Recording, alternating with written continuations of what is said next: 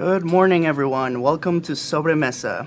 My name is Ruben Maya, and next to me, as always, is my friend and co-host, Jay Clore. Good morning. With us today is Professor of History and Director of Graduate Studies, Eric Ash. Good morning.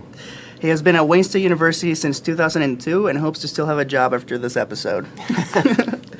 Professor Ash's research covers British history, environmental history, and the history of technology and science. Now, Professor Ash, I know we spoke several times before the show on which topics would be interesting to discuss. Since we have a limited time, though, I know we covered several topics, but one recurrent theme that kept coming up during our conversations was why studying history was so critical, especially with everything that is going on in this country right now. So, in your opinion, why should the subject of history be required K through 12 and also at universities? History is the way of looking at. It's not just understanding what the past is about, and to get one thing out of the way immediately. It is not what people sometimes characterize it as, which is names and dates. So it's nothing but memorizing names and dates. If you know who did what and when they did it, you understand history and have nothing of value at all. That's not history. History is about why things happen, why they happen the way they do and not otherwise, and what the consequences of those happenings are, decisions that are made, circumstances which come up, and the ways in which that shapes what comes later, and all the way down to the present, and really into where we're going in the future. So if you don't understand history, you're in some ways at sea. You're floating in a featureless world. You know where you are. You can look at the world around you and make some sense of the patterns within it, but you can't understand how it got to be that way. You're not grounded. You're not directed unless you understand the trajectory of where you've come from. And so understanding some history, and this is not about everyone should be a history major. I'd love to have more history majors. That'd be great. But even if you don't have much interest in history at all, if you're going to be a citizen of a republic, if you're going to vote, if you're going to pay attention to the news and try to understand what's going on, it helps a great deal to know that there's a background to things. There's a backstory. And to understand how certain decisions impacted the future, both so you can understand how it got to be the way it is, and also maybe draw some lessons about mistakes that were made that needn't be made another time, if you can draw those lessons. Right. So you mentioned it's more than just names and dates, and you kind of said it's more about the why things happened rather than when and who did it. So at what point do we start to figure out why things happened? When do things shift from being current events to shifting to be history? That's a question. It's actually a question that history students sometimes wrestle with when we require primary sources. Primary sources are things written or created by the people that we're studying as opposed to by historians after the fact. And sometimes that can be a little bit of a gray area. You have a newspaper article about a battle in World War I, for example. It depends on the scale. If you're looking at the way things are a week after the battle, it's a secondary source because it's written after the fact by a journalist.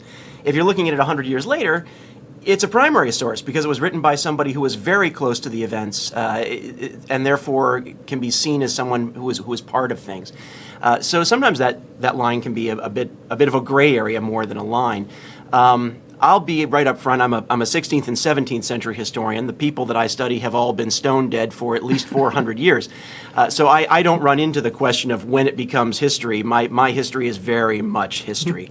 But I have colleagues and friends who work in the late 20th century who can conduct oral interviews with the people who were actually making these events. And there are some considerations about when you're doing history and when you're doing journalism, particularly when you're looking at something that happened last year.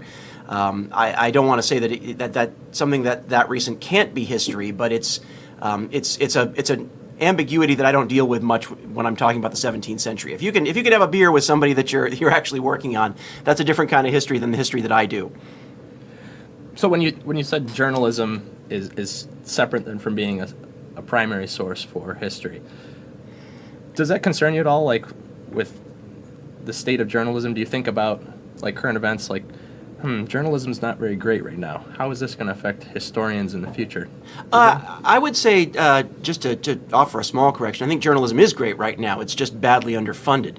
I think there are good people out there who are doing very good work for any number of news outlets. But the problem is that whereas an outlet such as the New York Times used to have bureaus all over the world, that's expensive. If you want to collect news from all over the world, you need people on the ground on your payroll who can do that, and an infrastructure to support them.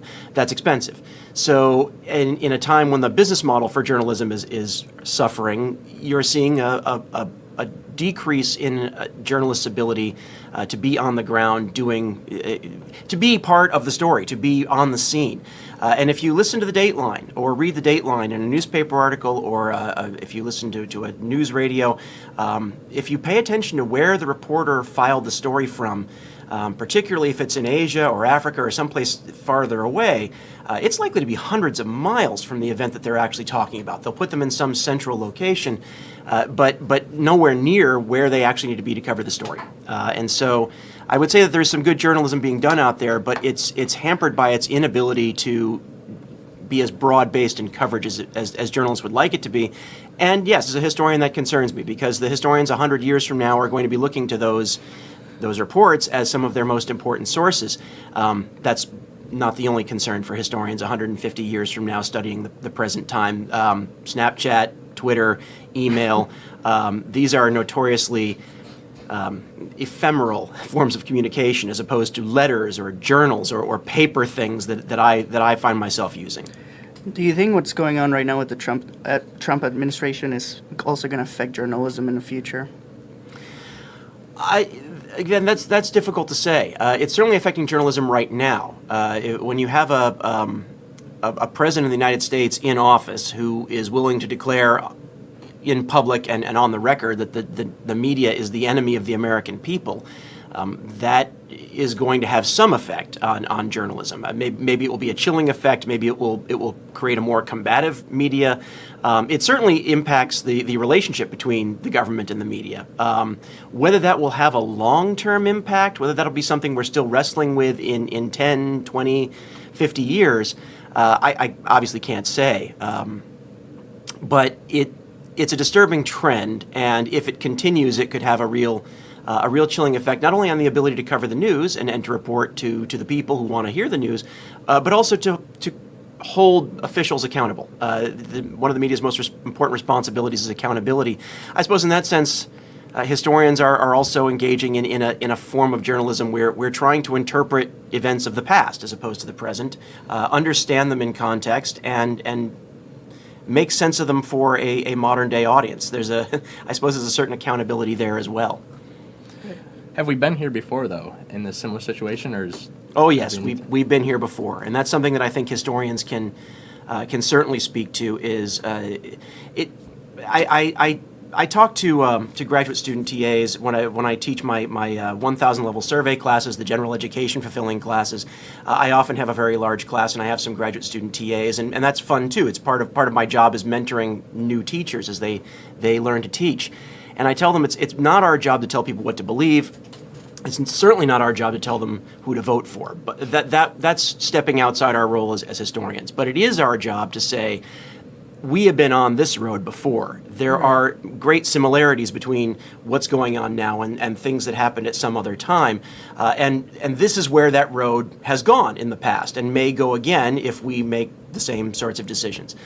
That is the job of a historian. And if there's any value in making everyone take some history, regardless of what their major and their future plans are, if only by way of being a good citizen of the nation and the world, knowing where we've come from and what the results of that are is invaluable. And as a historian, it's my job to say at times, I recognize this place. We have been here before. You don't need to go no further back, really, for example, than the McCarthy era, where the media was embattled. In American history, where there were communists everywhere, and to have the wrong political views was to be suspect and often to pay a very high price for that. It was a similarly fraught time, and we have been here before. That doesn't make it okay. It doesn't guarantee that everything's going to come out okay, but it's certainly worth knowing and reminding every generation that some things are new and many things are not new, and historians can help us with the things with determining the difference between them. As a historian, do you pass judgment onto the things that happened in the past, or do you stick to more just describing what happened? That's a really good question. we try very hard not to judge because judgment gets in the way of understanding. I had a graduate or an undergraduate mentor some time ago who explained to his students in one class that in early modern England, the era that I study, 16th and 17th century, it was legal for a man to beat his wife and children. That was understood as something that was legal as long as you didn't overdo it, whatever that might mean. It is certainly not something that I approve of. People should not beat their spouses or their children. But if I'm going to understand the way people were in the 17th century, how they understood their world, how they organized their families, then I need to set aside my condemnation of such behavior in order to try to understand why that way of seeing the world made sense to those people. Again, I'm also a historian of science, and I tell students we believe what we believe about the natural world today. Science has advanced a great deal in the last 500 years. That doesn't mean the people who believed the Earth was the center of the universe were stupid. That explanation worked well for them. It's our job to understand why that explanation worked so well for them, and how they were able to make sense of their world using it, not to simply condemn them for believing something we no longer believe. So in some sense, as a historian, you have to set aside judgment in order to promote understanding. That doesn't mean you check your soul at the door. I believe what I believe, and I have certain views that don't accord, that would not fit well in the 17th century. But it's also my job to understand the 17th century. And so I need to be able to do both of those things, to keep two contradictory ideas in my head at once. And I think that's what we should do right now too, as students, not just historians. We should study history to be able to engage our political minds with other people, be able to start a dialogue. Like, for example, I don't know if you heard, but last week we had that incident with it was a Trump supporter in State Hall, and he was arguing again. What was the organization? I think it was BAM. They were supporting DACA, and I think this individual was just screaming at them, but instead of like the organization to like engage into like a smart dialogue, they engaged also by yelling out names and stuff like that. So I believe like maybe, or I guess the question is, how should we engage with people that don't agree with us or don't have the same political views that we do? That's a very important point. Should say I'm familiar with the incident you're mentioning. I understand this video. I haven't seen the video, so I can't comment in detail upon it, and I wouldn't really want to in some ways, because I wouldn't want that incident to become reflective of a broader national disagreement. I don't think it is reflective of that disagreement. I think it's an outlier. I hope it's an outlier. But the chair of my department, Professor Liz Pfau, used a phrase once that really stuck with me, which is one of the things we're teaching as historians habits of mind, ways of thinking as historians. And for me, one of those is the ability to try to understand the worldview of someone very different and very foreign and separate from yourself. To be able to try to make sense of the world as a 17th century European would have understood it.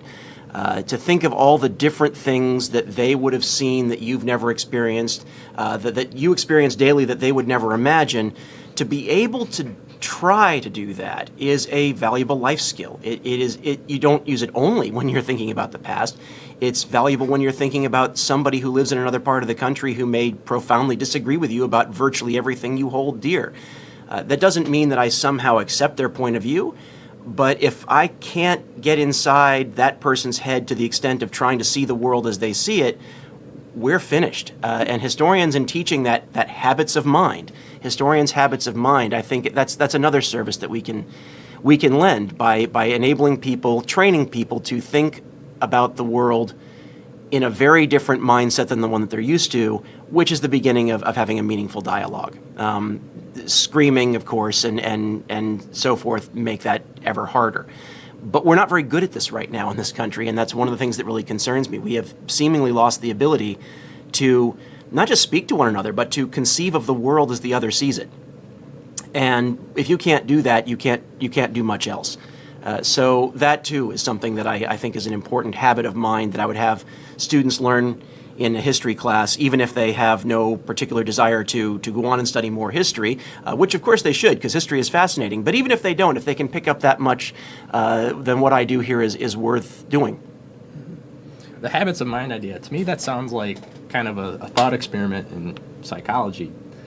Is there any room in history for like kind of trying to get yourself in people's shoes, like keeping in mind of like psychological, like academic work that focuses on trying to think in other people's situations? I'm not sure that if there probably is a whole bunch of academic work on exactly this issue, and indeed there are some historians who practice sort of psychological history, which is a kind of biography where they try to delve inside the mind of the person they're studying to the extent that a psychologist would be able to do. That's very hard, of course, when they're dead and you can't speak to them, but there's been some good work done trying to recreate what people may have been thinking when they wrote or did certain things. I guess what I'd say is that as a habit of mind, we are always trying to make sense of those that we study in the past while being mindful that at some level it's a fool's errand. It's one of the trite things we say about history all the time, that the past is a foreign country and they do things differently there. That is true. One of my graduate mentors told us all once that when the people in the past start looking familiar to you, you're probably doing it wrong. Because you always have to understand how very different their mindset is, how very far away they are from you. And I am mindful of that. At the same time, I think there's a lot of continuity. I think people want peace and quiet. I think they want to raise families. I think they want to, by and large, be left alone wherever possible to make what lives they can for themselves. And things like war and strife and disaster are harmful of that impulse. And I think there's ways in which we can understand one another across boundaries, across politics, and to a certain extent across time. There are continuities. The past may be a foreign country, but it's not filled with unthinkable aliens. It's filled with people who at the end of the day are still people who see the world very differently than I do, but nevertheless there's a lot of continuity. So striking that balance is, and learning to strike that balance is a very much an art that we try to teach historians from the undergraduate level all the way through. Well, we still struggle with it as professionals. And are you currently working on any research projects this semester? I am not working on a research project right now because I'm sort of swamped in administrative work. I would love to be working on the research project just now. I finished a book last year, and I'm therefore at the bottom of the next mountain, the next book, which I think is going to be a project on the English plantations and settlements in Ireland in the 16th and 17th centuries. The English and the Irish have a very long and often troubled history with one another. And religion has something to do with that. The period that I study is during and after the Protestant Reformation in England. So England became a Protestant country, Scotland became a Protestant country, and at the time they were independent of one another. And then Ireland was not really conquered by the English. They tried, but they didn't conquer the whole place. They only conquered little pieces of it, and it largely remained Catholic. As Catholic and Protestant violence continued to escalate throughout the rest of Europe, the English began to perceive Ireland. Ireland itself wasn't powerful enough to threaten them, but it was a Catholic enclave right next door, and therefore potentially provided a backdoor for more hostile Catholic powers like the Spanish or the French to potentially launch an invasion from. So the English decided they needed to lock down Ireland and make it a dependable place from their point of view. And the only way they could think to do that was to take a whole bunch of land away from Catholic Irish and give it instead to Protestant English settlers. So it's these settlements, these plantations, as they were called, that I'm interested in studying, and I'm interested in the politics of it. I'm interested in the religion of it, but I'm also interested in the environmental history. As you mentioned, I've been getting more involved in environmental history, and I'm interested in the ways in which the English saw this. It's an island right next door, but in many ways the English saw it as very foreign and very threatening. And their goal in settling it was to fix it, to repair it, to make it a smaller version of England itself. So it's a transformation of Ireland that they're aiming at, not just religiously, but politically, environmentally, economically. legally, they want to transform Ireland into a new Little England, and they struggle with that for the next 400 years, often very violently. So it's the beginning of that process, that view of transforming Ireland that I'm most interested in. And I think that kind of came up in your book, The Draining of the Fens, as well. When I was reading it, I pulled out a quote that said, shifting perceptions of the natural world were linked to the rise of powerful unitary states, the emergence of a global mercantilist economy, and the dawn of the imperialist age, in which the acquisition and exploration of natural resources was of paramount importance. Yes, the last book was called The Draining of the Fens. The Fens are an area of about 1,300 square miles of effectively swamp, what was swampland in England. And in the Middle Ages, it had been, the climate was a little different in the Middle Ages. The physical climate was different. It was warmer. The fens were a little more inhabitable, a little more fertile, and so communities had been built up in these areas. There was a climatic change in the 16th century called the Little Ice Age. Things got cooler, wetter, and the fens began to be much more flood prone. So the idea, starting around the latter part of the 16th century, was to repair this region of England, to drain it, to turn it into a proper farmland that you could grow grain on. Of course, there are thousands of people living in the fens who are well adapted to the watery environment. They practice a different kind of agriculture that has to do with grazing livestock, because grass grows very, very readily in this wetter area. So they kept horses and cows and sheep and geese, and they hunted waterfowl, and they fished, and they made a pretty good living doing it. They were not the richest part of England, but they were really not the poorest either. And suddenly, the central government in London and a bunch of wealthy investors decided they were going to move into this area, and they were going to transform it. They were going to drain it and transform it into farmland, and make the soggy inhabitants who lived there into proper English farmers. This was extremely contentious. It caused all sorts of protest and riots. And in the years of the drainage, between roughly 1620 and 1660, there was an awful lot of upheaval and unrest in the fens. In the end, they drained it partially. It was only partially successful. And they transformed the way of life there. But I began to be interested in it in terms of how they undertook such a massive project. But the longer I studied it, the more I got interested in the politics and the social history of it. The government forcing its vision of what England should be on a little piece of England that really bore no resemblance to that. And the inability and unwillingness to even conceive of a different way of life that was not like the way the rest of England is. And in the Midlands or the South, you've got normal, arable farmland where you plant crops and you harvest them. The fens were not like that, and the central government couldn't accept that they weren't like that. It needed to be fixed, it needed to be more profitable, and no amount of the locals insisting that it was already perfectly profitable made any difference. They went right ahead and they drained the land. And one of the things that's interesting is this also straddles the English Civil War. So they're fighting a war between Parliament and the King, and the Parliament wins, and they cut off the King's head, and Oliver Cromwell takes control. And in the fens, none of this makes any difference. If there's one thing that they all agreed about in London, it's that we've absolutely got to drain this land. So if anything, once they killed King Charles I and Oliver Cromwell comes to power, it becomes more efficient because he's a military man and is good at organizing things. And when Oliver Cromwell was in charge, the fens got drained very quickly. They sent in troops when they needed to. They did whatever they had to do to make sure that the people were not allowed to stand in the way of progress. And no amount of the people insisting they didn't need the progress made any difference.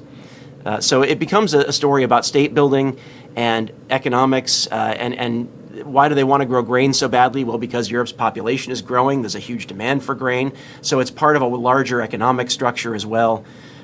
It was always difficult while I was working on that book. People would say, "What are you working on now?" And I'd say The Draining of the Fens, and you could see the eyes glaze over. But if they would give me 2 minutes to just tell them, this is related to the politics and the economics and the social history of Europe. This is the government, forcing its way upon the people who live there against their will. It's a fascinating story. But it takes place in a swamp. But the swamp is really the setting for a much, much larger story about the rise of powerful governments and their ability to do things to people that they couldn't do 100 years earlier. Now, was there a lot of literature literature about the Fens when you were writing the book? Was it hard to find a lot about it? There was not a whole lot of historical work done on the Fens. There are a couple of books written and dissertations written in the 80s, the 1980s. So it had been some time before this area had attracted much historical attention. And it's funny, things are like that. There had been 2 or 3 books around the 80s and another round in the 1950s, 40s and 50s. So things come in and out of fashion. They come in and out of people's attention. There hadn't been much done lately. What there was boatloads of primary sources. I had thought that there would be enough material potentially to write a book when I began it, but it took me much longer to write this book than I originally thought that it would, because it turned out there was so much material, and a lot of it was it's so much material that a lot of it I didn't even get to see. Some of it's just sitting in uncatalogued boxes in an archive in Cambridgeshire. So it turned out to be a very well documented project, even though historians had not historically paid all that much attention to it. Mm-hmm. Is this the first big example of a government or a state wanting to change the natural terrain to make? Oh no, no. Well, those stories can go all the way back to ancient Egypt if you want, and the use of the Nile Delta, and that's just in the part of the world I know the most about. No, the tendency of humans to want to modify their environment to suit their needs is again perhaps one of those human universals in some ways. But even in the case of the Fens, it is at the point when it takes place, it's the largest such project that had ever taken place in England. But the Netherlands, what they would have called the Low Countries at the time, right across the English Channel, had, of course, drained themselves through most of the Middle Ages. And it is Dutch drainage knowledge, the ability of Dutch land drainers to go out into the rest of Northern Europe, in France and in Sweden and in what's now Germany and in England. They're active all over the place, draining wetlands in the same way that they have back home. And the other great example in Europe, of course, is Venice, which is a city that's on a tiny island which is sinking. And Venice would have long since ceased to exist if they had not actively modified their environment throughout their history. So we're quite good and quite active at modifying the environment to suit our needs. Water's a tough opponent. Water often wins. You can hold it off for a time, but if there's a crack, if there's a flaw in your system, water is likely to find it. And indeed, as I said, they drain the Fens, and then the Fens bite them back by eventually flooding again for various reasons having to do with unintended consequences of what they did. Have you seen those islands that they're building in Dubai? I have. I've not. I've, of course, not been. But I'm familiar with it, that they're building. I'm aware they're building islands in Dubai. It's got precedent. Most of the Netherlands is below sea level. If you're clever and you are willing to invest the money and the effort in it, you can do an awful lot to keep the water away from the land and separate the two.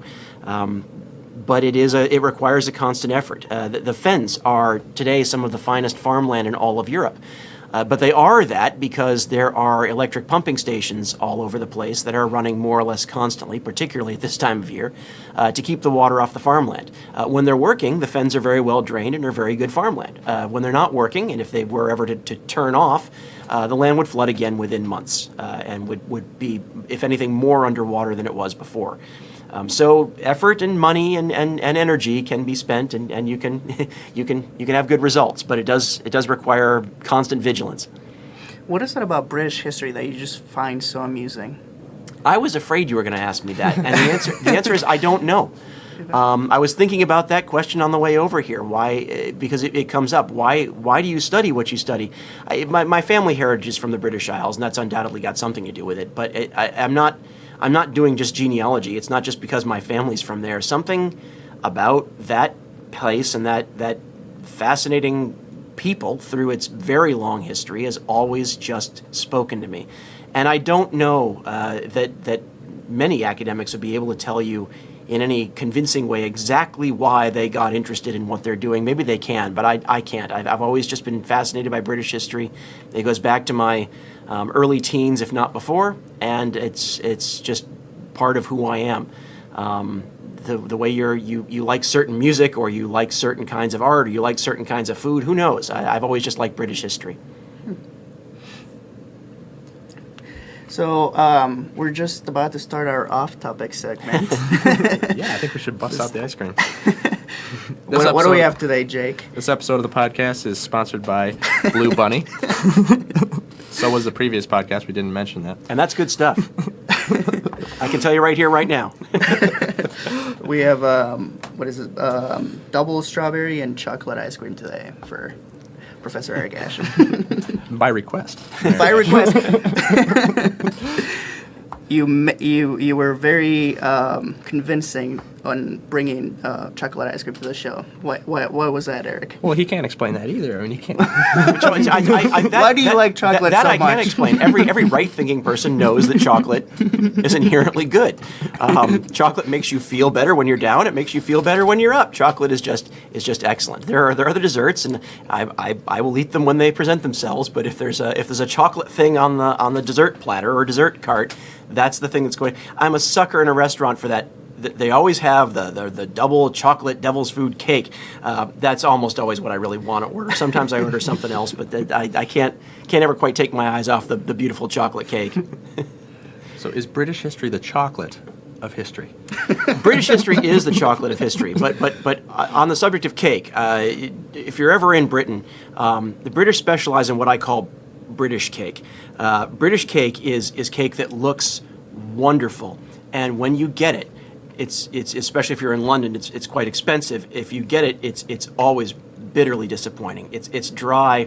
Part of the way they make it look good is it's like an art project. It's not really meant to be eaten, I don't think. So yeah, if you're in Munich or you're in Austria or you're in Italy or you're in France, by all means sample all the desserts you can. If you're in Britain, stick with things like berries and bread pudding. Their cake is always always not what you want it to be. Now, I'll also like to mention before we forget, because we forgot last time, during this segment, we'll be doing this thing where we accept any text questions that you might have for whoever's listening to our conversation. Any questions, you can text to 313-451-2909. So if you have any questions for either me, Jake, or Professor Ash, any questions are welcome. And then I was going to ask you, Professor, how was Harvard? You went to Harvard. How was the Harvard life? The Harvard life. It's a while ago now. It's changed a fair amount, I'm sure, since I was there. Although change is not something Harvard does easily, so perhaps it hasn't changed all that much since I was there. Now I got my undergraduate degree at Harvard in 1994, so I was there from the fall of '90 through '94. It's a pretty amazing place. It's full of people who all want to grow up and be senator, if not more so. But it has resources and wonders and treasures. Okay, well, treasures. There are plenty of treasures at Harvard, as well as plenty of actual, treasure. They're a very wealthy university. No thanks to me, really. But the library. The main library there is the Widener Library, and it's 10 floors, and it's one of I think it's probably the greatest college library in the country. I'll probably get some of my colleagues attacking me for that. Sorry, all you Yaleys and Princetonians out there. Wait, the UGL? What about the UGL here? The UGL is very pristine institution. is good at what it does, but it's in some ways it's a very different. It's a library with a very different mission. It has some books, but it's mostly a study, gathering, teaching space, and we need that too. The university needs that too, certainly. And for what it's worth, Harvard had such a place. It had more books in it, but it had an undergraduate library that was designed for people who weren't trying to dig into the big serious research paper, but needed some things they could use to do some basic research on a topic or write a shorter assignment. There's a place for all kinds of libraries out there, and the UGL here on campus fulfills an important function. The main research library here is the Purdy Kresge Library, and it's quite a good facility too. And of course, we're part of the Michigan Electronic Library System, which I'm going to go ahead and plug because it's such a wonderful resource. It deserves to be plugged at every opportunity. But at Harvard, you could dive into the bowels of this enormous 100-year-old building and find all kinds of amazing things. And really, any source out there that you wanted, they were very likely to have, and if they didn't have it, they were probably interested in getting it. That was a fun time for someone who was really sort of learning to explore. I'd gone to a rural public high school. I'd never imagined anything like that place, and to be confronted with what seemed to me to be all the knowledge in the world, all in one big building was, and to have access to all of it, to be able to check it out and take it back to my room, was really quite a treat. We have our first question. This is coming from Tom Hayes. He's asking, what factors do you consider when preparing before a history course? What factors do you consider?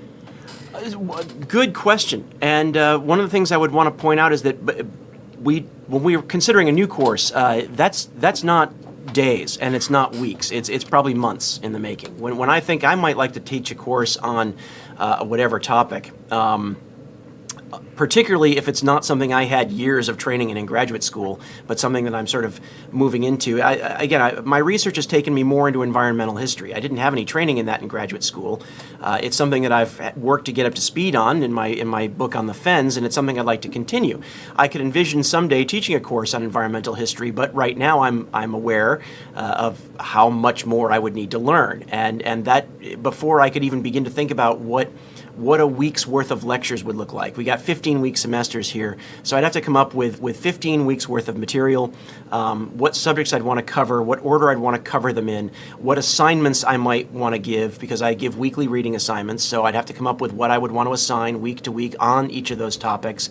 And then when it came time to actually teach the course, okay, I'm going to give a lecture on forestry in the 17th century, which is a very important topic as Europe was beginning to think that it was running out of wood. Forestry became a very important topic in the 17th century because they had been burning all the trees as fuel and for building material. There aren't many forests left in Europe, and this is why. It used to be heavily forested, and now it's not. So it's an important issue, and it's something I know a bit about, but it's something I need to know a lot more about, and then I'd need to actually write a lecture. For me, that would be several pages of notes to cover an hour and a half worth of lecture material. I would have to actually sit down and compile those notes. So it takes months to put a new class together. I think probably in whatever field you're in, and that's something that I think students often, and the public certainly doesn't know. Well, you only spend 5 hours a week in class. Well, yes, but the time I spend in class is like the performance, not counting the writing of the show, the rehearsing of the show. There's an awful lot of backstory to that 5 hours in the classroom, and so especially with a new class, that can consume an entire summer, an entire semester. First step is to organize what would 15 weeks worth of material on the subject look like. How would I want to order them? Where would I look to find everything I would need to know to give a 2-hour lecture or an hour and a half lecture on that I don't currently know? What would I want to assign? How would I get access to that material in order to be able to make it accessible to undergraduates? Would they be able to read it? Is it in English? Is it available in an in-print edition? All these sorts of questions go into putting together a new class. Now, I think you're teaching a new class this semester, right? I taught one last semester. I had in the fall semester, I taught a new course on modern Britain. In some ways, that wasn't actually a course so much as a modified course. I had taught a version of it that went from roughly 1689 to the present.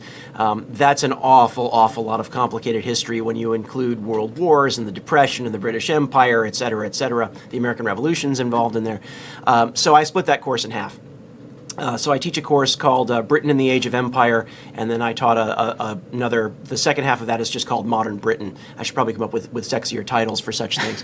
But it involved learning a lot more about everything from the women's suffrage movement to the Irish desire for independence to the creation of the welfare state in the post-war period to Brexit. The last lecture of that class, I wanted to make it timely, so we went all the way up through Brexit. Again, I'm a 16th and 17th century historian, so most of that was things that I knew something about, but not enough to really speak authoritatively about. And so there's an awful lot of research done to be able to teach a class like that. Right. So, Ruben, I don't know if you're seeing this, but I think there's a bit of a white elephant in the room. How many secret societies were you in at Harvard? Oh, yes. I was in the Harvard University band. They were one of the louder secret societies. I guess there are secret. Of course, if I was not invited to join any secret societies, so I guess I could say there are none. Although, how would I know if I was never invited to join? No, it's an interesting place. That's actually an interesting thing about Harvard as well. It's got a lot of history, and some of that history is very local and regional. For most of its history, Harvard drew students from the New England area, particularly the greater Boston area, and parts not far from there. And so you get a lot of sort of private schools that have smallish student bodies, and large numbers of those students eventually go on to Harvard. And of course, once they're there, they know each other. They're interacting with people from other schools, very much like the one they came from, who are very much like themselves. And that culture continues to exist there. But and that's sort of the Harvard stereotype. Beyond that, however, 3/4, I think. When I was there, it was 2/3. I think it's more like 3/4 of the student population there now is on financial aid. They draw from a very strong national and international pool of students. So there's this weird insulated culture of people who come from this same background in what was once colonial New England. That's still there, but there's this enormous global power that's also there at the same time. People who come from all over the place spend 2, 3, 4 years there and then go all over the place. It's one of the reasons, not just Harvard, of course, but the whole Boston area. It's one of the reasons there's so many Red Sox fans in the world, is that people come to Boston from all over the place. They spend 2 or 3 years in the city. They catch the bug, follow the baseball team because it's hard not to catch the bug. And then you go out into the world, everywhere from New England to Mongolia, and you bring that love of the Red Sox with you. And so there really is a global fan base in some ways for the team. But a lot of that has to do with the universities that bring people into the city and then spit them back out into the wider world. All right, this question is from Ashley, also for Professor Ash. What is your favorite part about British history? By that she means, what event is your favorite? Well, I can answer that, and the simple answer is I'm an Elizabethan historian, so Queen Elizabeth I was on the throne from 1558 to 1603 at her death. For me, that is the beating heart of British history. It's the place I feel most comfortable. It's the place I'd most want to go if I had a time machine. And in that world, 1588, the Spanish Armada, it's one of the glorious moments in English history. Although, as I labor to tell students, nobody who was cowering in London waiting for the Spanish Armada to land and send troops marauding across the English countryside thought they were living in a golden age. They were terrified.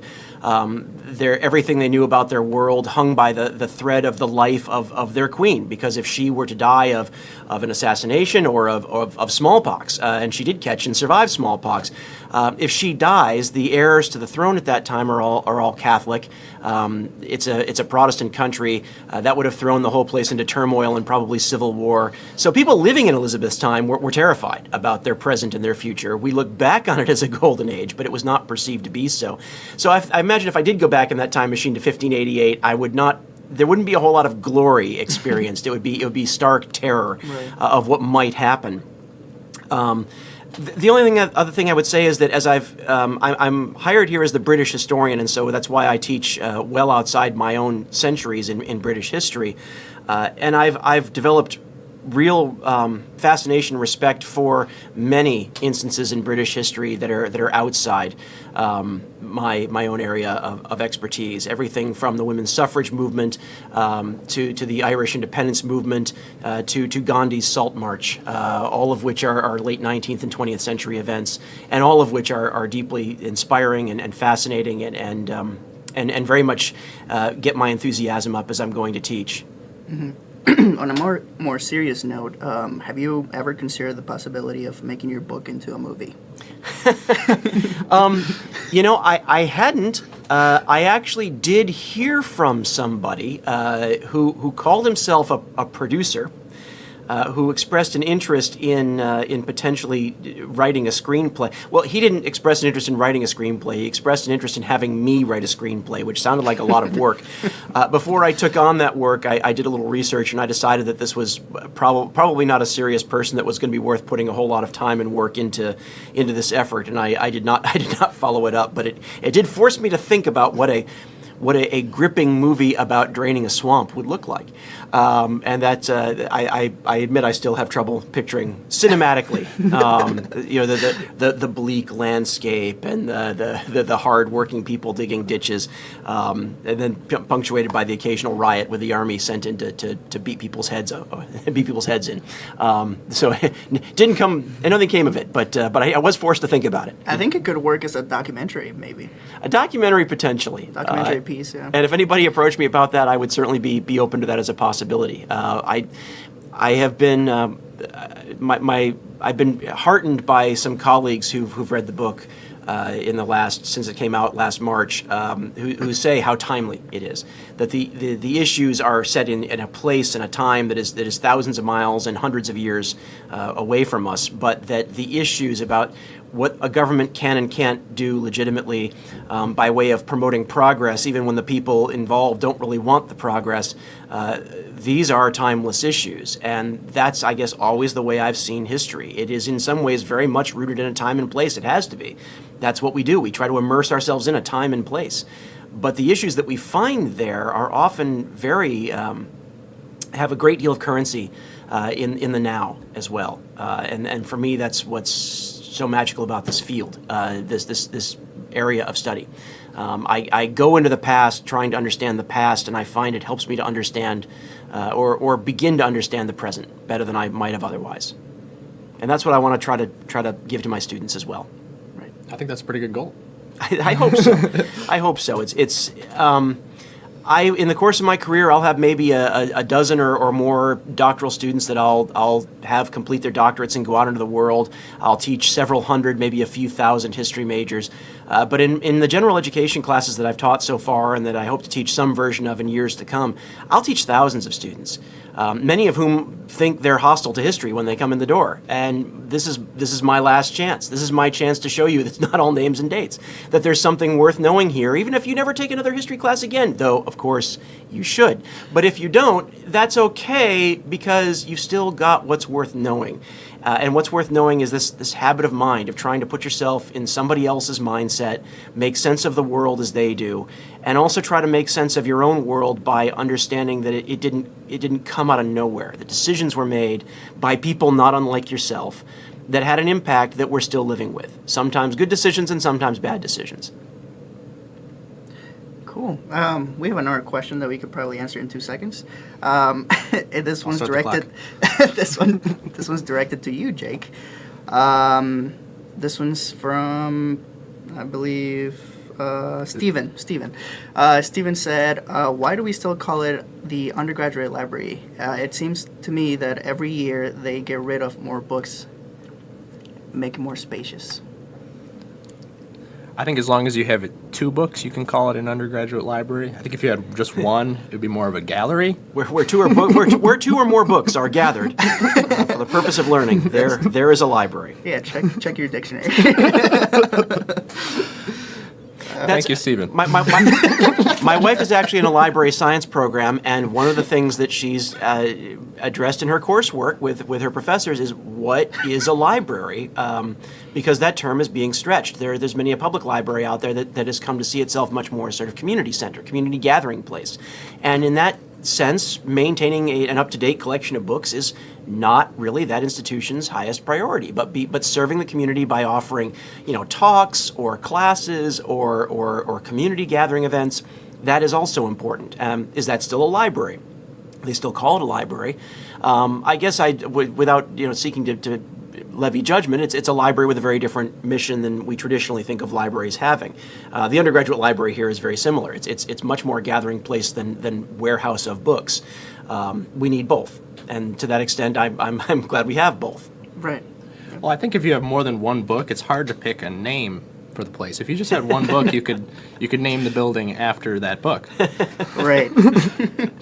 I think it's exactly what you said. I find the UGL a place where I can go and study. Whenever I think about the UGL, I don't really think about going out and doing some research, some thorough research. If I want to do that, I can just go to like the law library or Purdy Krisky. I think we have like 11 libraries at Wayne State University, but I don't know the number, but yes, that research is doable. And the Law Library is a wonderful facility I've used many times. Purdy Kresge, of course, is where the bulk of the history collection lives, and I've used that all the time. So that research is doable here, but that's not what the undergraduate library is trying to serve. We got other Right. libraries for that purpose. Yep. And on that note, I think we're ready to end this episode. We want to thank again Professor Eric Ash for joining us today. Thank you so much for the opportunity. I appreciate it. Yep. And Jake, who will be in our next episode? Our next episode will be with Dr. Frederick Pearson from the Political Science Department. Not sure what we're going to talk about yet, but we're going to be meeting with him on Monday, and we'll have a good conversation ready for Friday. All right. Goodbye, everyone.